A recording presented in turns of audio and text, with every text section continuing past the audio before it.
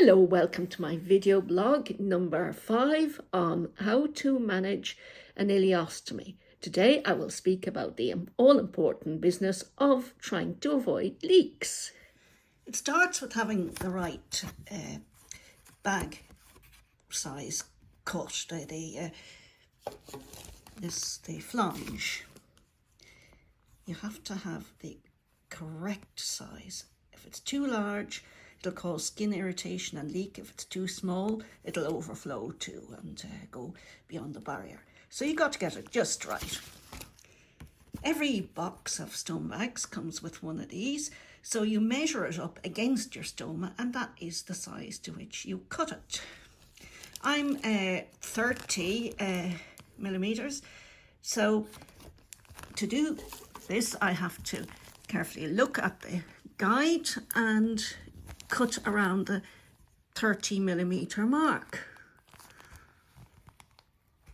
Actually, I usually go to more to 35 because I find 30 lately is too little for me, and it doesn't always work out. So 35 is a better size for me now. It can vary throughout your life with the stoma and the size of it, you know, so you sometimes have to make adjustments as you find things aren't going 100% your way.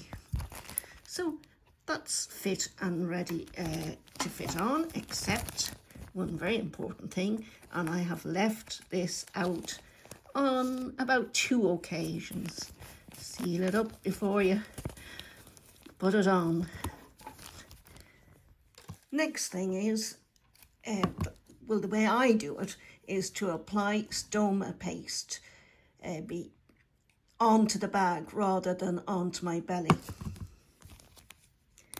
So of course you have to peel off the back of the bag, and this is nice and sticky, but not desperately sticky. Not until you apply some heat to it with the heat of your hands, but to get a nice, not everybody needs this, by the way, to get a nice seal with the stoma paste. I do need it, and I'll show you why in a while. So most people need some little bit of paste, and I personally find it helpful to let it dry a little bit, become a little bit firmer, because if you have a strong output just immediately after you apply it, it can just work its way through that barrier. The timing of when you apply the bag is quite important. Obviously, if you're having a leak, you don't really have much choice. You have to change it immediately or pretty quickly. So overall, you try and plan it so that you haven't eaten in a number of hours, and at least you haven't eaten heavily, and above all, you haven't drunk too much liquid, because liquid goes right through the small intestine very, very quickly, and it can be quite forceful when it comes out the other end. But if you can try and get it at a quiet time. Some people use a marshmallow to stop the flow, and it works for them. I have used it and found it effective, but I usually time mine so as I don't need to do that. Another thing people can use is Imodium. Now you would need 4 to 6. It doesn't have quite the same effect on a small intestine as it does on the large one. You know, the large intestine works by both peristalsis and mass movements. What the Imodium tends to stop is the mass movements. But with a small intestine, it's purely peristalsis, and Imodium isn't great at stopping the peristalsis. And if you've eaten or taken a lot of liquid, it'll do nothing. It'll just keep going. And that's the way it should be. That's the way your body is designed to be. Now, to apply a stoma, I'm not going to do it on myself, obviously, here, because I don't need to apply one at the moment, apart from anything else. You wouldn't want to see me applying it on myself either. You have your surface is already nice and clean. You've washed it. You've possibly had a shower, all residue removed of glue and everything. And you put on a nice bit of barrier spray because it stops any problems with the skin. If there's bit of leak, there's invariably a little bit of leak. It stops it irritating and eating away at the skin. After all, don't forget, it's digestive juices in that output, so they work. They think your skin is a piece of meat and they go to work on it. So now, to apply a stoma, you really have to get it into this kind of position and unfurl it over your body. So you put it tight against the stoma and roll it on like that and tighten it and keep your hand firmly on it for up to 5 or 10 minutes. You really can't do this in a rush. You've got to take your time about it.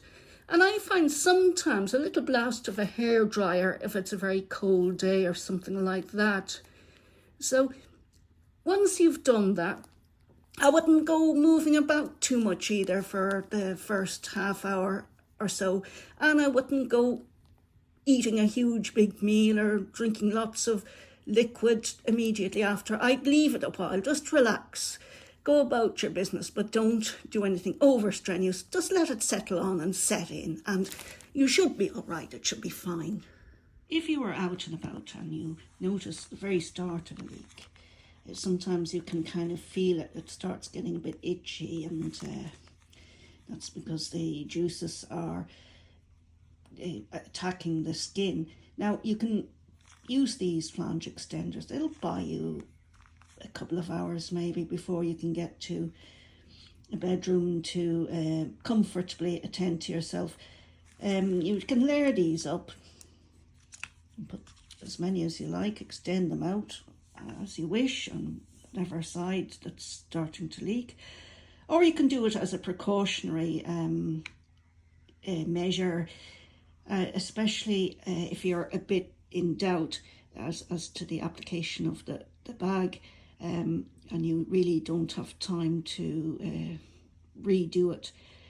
Now, as regards putting these on, I wouldn't put them on immediately after applying the bag, simply because in my experience they actually pull the bag away from you. If the bag isn't already nicely settled on your skin, it kind of can create a leak. So that's my personal tip. Everybody is a little bit different, and you learn that in your case you may find things aren't exactly according to the way I describe them here, but you will live and learn, and this is my learned experience, and I think it would probably hold true to many in my particular type of situation.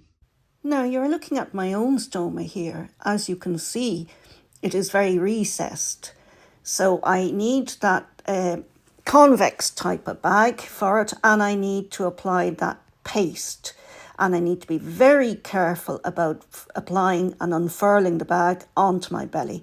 Anyone in my situation will have to do that.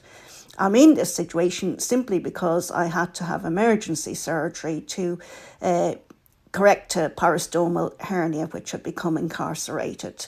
So you are left with these scars when things like that happen, but they don't happen very frequently. Well, that's it for the moment. Don't forget to like and subscribe to my channel, and also watch my MS videos if they are of interest to you, and some funny ones too from time to time, maybe the odd holiday one in future, you never know.